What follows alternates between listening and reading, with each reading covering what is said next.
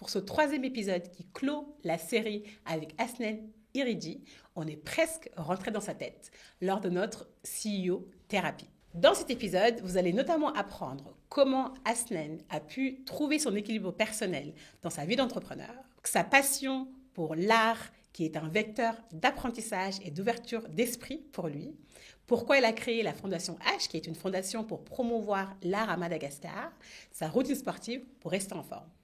C'est parti pour un tête-à-tête avec un entrepreneur passionnant et passionné, Hasnain Iridji.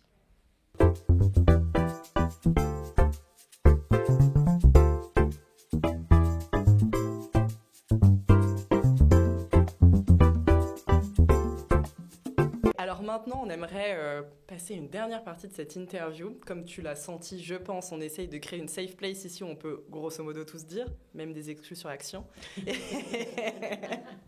Et donc là, on aimerait discuter avec toi un peu de ta psychologie en tant qu'entrepreneur, et notamment, tu vois, les choses qui t'animent, qui te drive, tes petits secrets, etc. Et donc là, on va passer à une partie qu'on a appelée Confidence d'entrepreneur.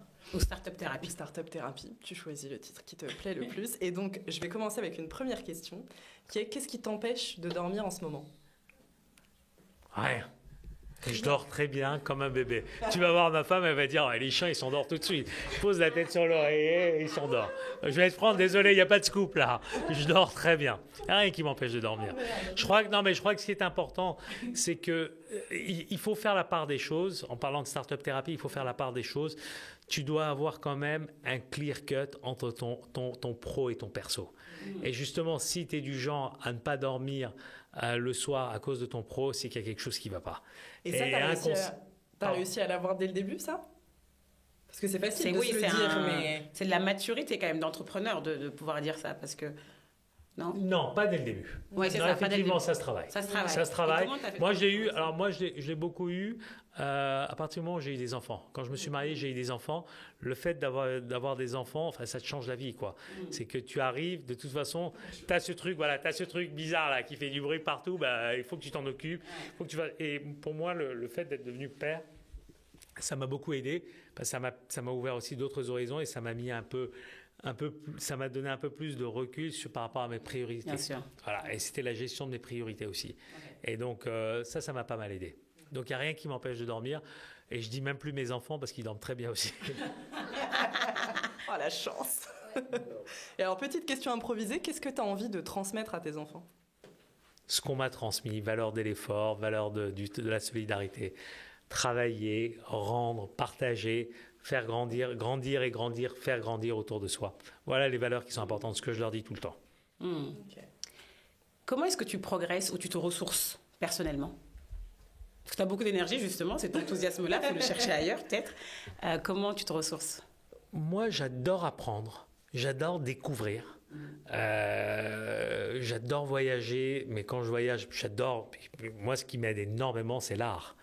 L'art, parce que j'ai cette créativité, cette émotion que ça m'apporte, ce regard différent que j'ai par rapport à des œuvres, ce partage avec les artistes, avec les curateurs, les commissaires, tout ça, ça m'aide énormément. Ça me permet de travailler un petit peu mon cerveau émotionnel, ça me permet de m'évader. Donc ça c'est extrêmement utile pour moi et je travaille beaucoup là-dessus. J'adore apprendre, j'adore écouter les gens. J'écoute des podcasts régulièrement, je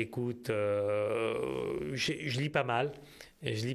Ce qui est important aussi pour moi, j'aime au-delà de l'échange, au-delà de l'écoute, j'aime aussi, à titre perso, être dans des forums et dans des forums avec des étudiants. J'aime bien un peu cette ambiance où je peux me mettre à niveau de jeunes et de comprendre aussi ce qui se passe, etc. Donc ça c'est important.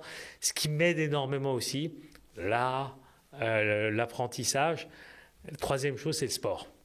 Moi, j'y arrive beaucoup avec le sport. Moi, je suis un peu drogué de ça. C'est quoi ta routine sportive? Ma routine sportive, je cours 3 fois par semaine. J'essaie de nager 1 fois par semaine et j'essaie de faire une fois ou 2 fois du RPM. Donc voilà, j'essaye. Donc j'essaie après, quand je voyage sur le continent, aller courir dehors, il fait 32 degrés et taux d'humidité de 90%, c'est chaud. La pollution. Donc c'est pas évident tout le temps. Mais j'essaie, quand je voyage, c'est un peu plus dur, mais le sport m'aide énormément. Okay. Je fais des marathons, je suis marathonien. Donc voilà. J'aime bien. Et oui, du coup, la Fondation H, d'où l'art, la Fondation H, c'est parce que justement Alors, c'est pas parce que, non. Mais je n'ai pas la fondation, je l'ai pas faite parce que ça m'a apporté, etc. Non, justement, c'est parce que tu aimes l'art. Plutôt. Ah oui, j'aime beaucoup l'art. Oui, c'est parce que tu aimes l'art que est née du coup la fondation. Parce que nous, quelqu'un qui n'aime pas l'art, il ne faudrait pas une fondation. Absolument. Non, la fondation, si tu veux, c'est un engagement complètement personnel. Oui. C'est pas du tout un engagement du groupe Action. C'est très perso la fondation. Et la fondation, je dirais. Bon, tu as la version officielle et la version officieuse. Non, l'officieuse. La version officieuse, c'était une petite amie à 25 ans qui travaillait dans le monde de l'art et qui m'a partagé et qui m'a fait découvrir de très très belles choses, très beaux musées, de très beaux endroits. Et la seconde chose, ça a été aussi un partage avec un ami galeriste proche, Eric, avec qui m'a fait découvrir de très très belles choses il y a un peu plus d'une dizaine d'années. Et des très belles rencontres avec des artistes. Et j'ai rencontré des artistes, j'ai échangé, et je me rendais compte il y avait une dichotomie, un fossé énorme entre le talent des artistes qu'on rencontrait sur le continent, notamment à Madagascar chez moi. Je voyais des artistes qui franchement sortaient des trucs, mais franchement top. Et derrière, la pauvreté de l'écosystème. Enfin, ils travaillaient, je restais poli, mais avec rien, quoi.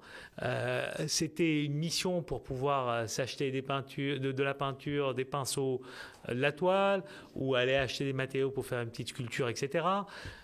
Galerie, mais il n'y en a pas. Curateur, je t'en parle encore moins. Être accompagné en termes de formation, comment tu gères un petit peu un dossier, comment tu gères ta relation avec une galerie, comment tu mets des photos sur Insta, enfin des choses basiques, quoi. Et les pauvres, il y avait, parce qu'il n'y a pas malheureusement d'école d'art, il n'y en a plus beaucoup sur le continent, donc voilà. Et je voyais ce fossé, je me suis dit, mais attends, mais il y a un truc à faire.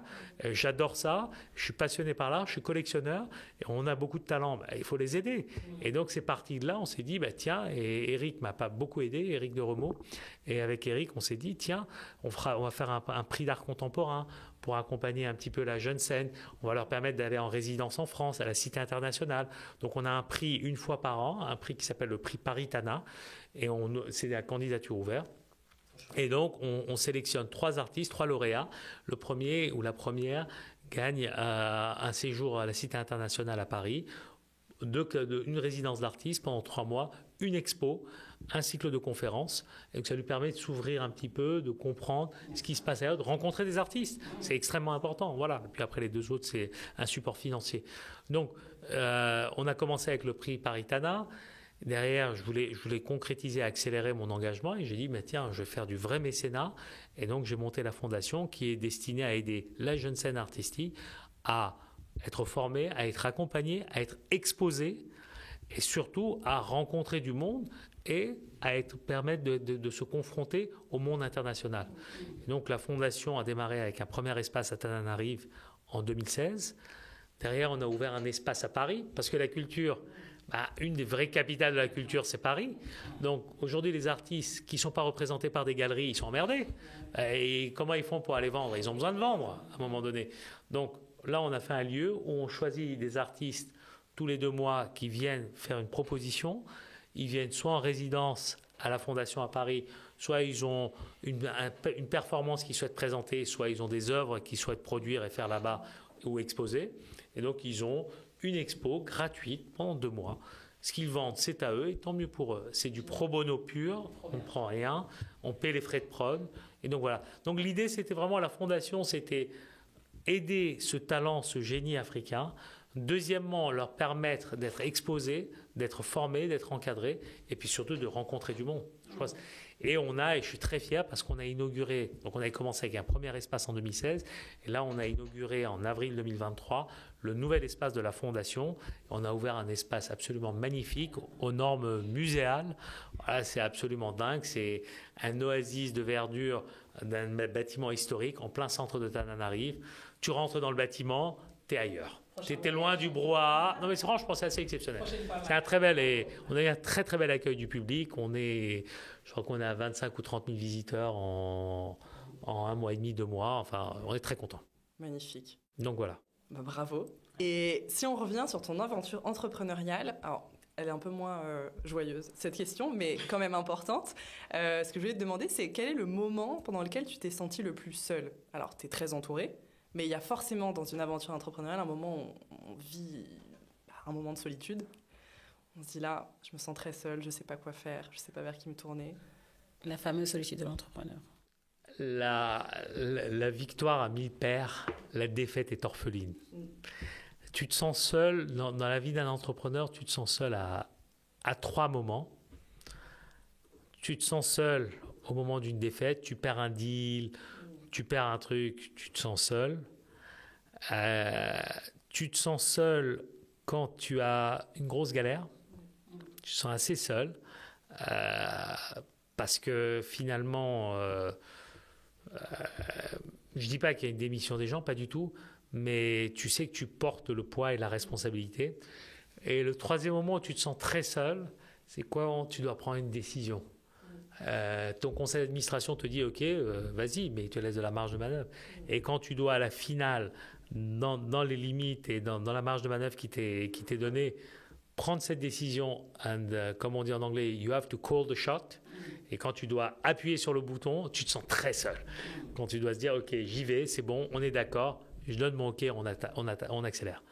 Donc là, tu te sens très seul aussi. C'est pas simple. Parce qu'on se dit que tout est simple. C'est jette-toi à l'eau et tu vas pouvoir barboter. Ouais, bah, t'es gentil, tu vas prendre la tasse 10 fois avant. Hein, donc, Et sur cette justement prise de décision où tu te sens seul, quelle est la décision la plus difficile que tu aies à prendre? Ah, j'ai eu beaucoup de décisions difficiles. T'en sortir une comme ça qui me vient en tête. Peut-être la dernière. Laquelle? La plus récente. Laquelle? Parce qu'il y en a eu beaucoup. Je te disais que je fais pas mal de scoops. Non, j'aurais pas eu une gradation. Je me dirais, tiens, j'ai eu telle décision, je me suis senti très seul, mais j'ai pas en tête. Pas forcément dans la solitude, mais dans la difficulté de la décision. Peut-être que c'était pas une décision même que tu as prise seule, peut-être que tu l'as prise à plusieurs, mais c'est une décision difficile à prendre. Une décision, c'est de me séparer de quelqu'un. Ok. C'est une réponse. Ok, très bien. Et alors, autre question. Tu parlais tout à l'heure du petit SNN de 15 ans, 18 ans.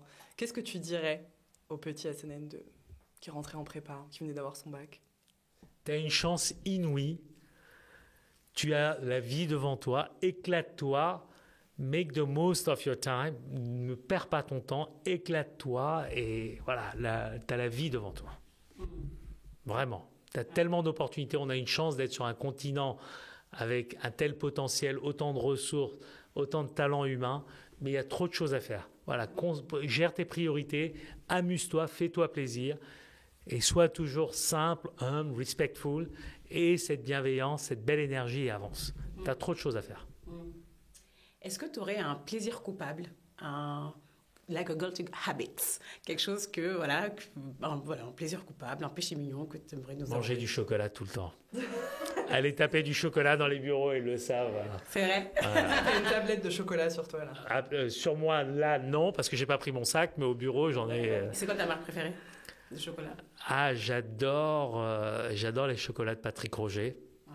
J'aime beaucoup. Après, j'adore le chocolat noir malgache. On a un très bon chocolat noir. Donc, j'aime beaucoup le chocolat noir malgache. J'aime tout. Tout ce qui est chocolat. Dès que j'ai besoin de chocolat, I'm craving for. Je peux attraper un Mars et dévorer un Mars. Enfin, un peu de tout. Tout fera l'affaire. Tout fera l'affaire. Pour l'épisode 2, on attendra du coup le chocolat malgache. Je le ramène, ouais. Voilà. On n'a pas été bon sur ce coup-là. Et puis nous aussi, non, parce que oui, Madagascar a tellement de choses c'est tellement... On a vraiment un terroir très très riche. Moi, quand Que ce soit j'y du vais, je me chocolat. perds dans Pili Pili et je... Il y a très très belles choses. Bah, est-ce que tu as des choses à rajouter? Une question qu'on t'a pas posée, quelque chose que tu aimerais bien, un mot de la fin pour clore cette On a belle dit beaucoup de conversation. choses. Moi, j'ai pris beaucoup de plaisir. Ça m'a vraiment fait plaisir de partager.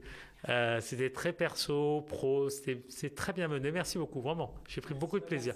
Un beau moment. Merci beaucoup. Merci. À très vite. À bientôt. À bientôt. Merci.